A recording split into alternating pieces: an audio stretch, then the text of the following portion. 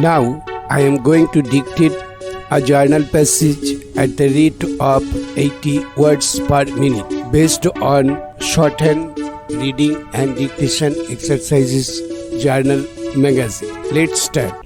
Everything that was to be done, that only the doctors are responsible, and they are doing things which they should not do. Para. The first ever strike by the service doctors took place in 1987. There were negotiations. There was a memorandum of settlement, and the doctors went back to work, resumed their duties. What happened between 1987 and 1991? Hardly anything. If you want to give the message that unless the doctors go on a strike, you will not do anything, it is a wrong practice. I would like to make a request to my friend. I would like to appeal to the health minister. He should not resort to such a practice. This is not a healthy practice. Their problems should be gone into even when they are at work. But you have laid down a tradition that only when they go on a strike, you will listen to them. Para.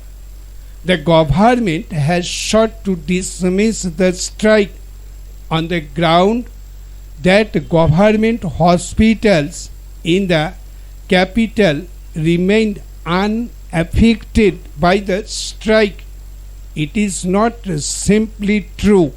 More than 8,000 doctors are on a strike, and if you can still run the services without them, do you want to say that they are not required? Are you that much overstuffed? You have named 4 to 5 hospitals in Delhi and said that the hospitals are running all right. But do not you know that a total of about 250 hospitals and 1,000 dispensaries, polyclinics and medical centers are paralyzed? Why did you name only these 4 to 5 hospitals? Even that claim is not true. You have tried to mislead the House. You have not named other 250 hospitals, 1,000 dispensaries which stand paralyzed. Our concern is not only Delhi, ours is a national parliament. People from remote areas are coming to government run hospitals, but they are not being given medical care today.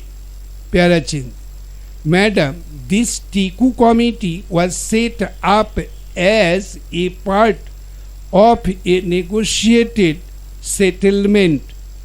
Its terms of reference were very specific, and they made their recommendation on this.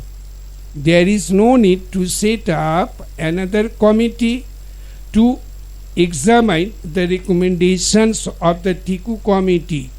A case is being made that doctors are asking for more money while government has no money to give.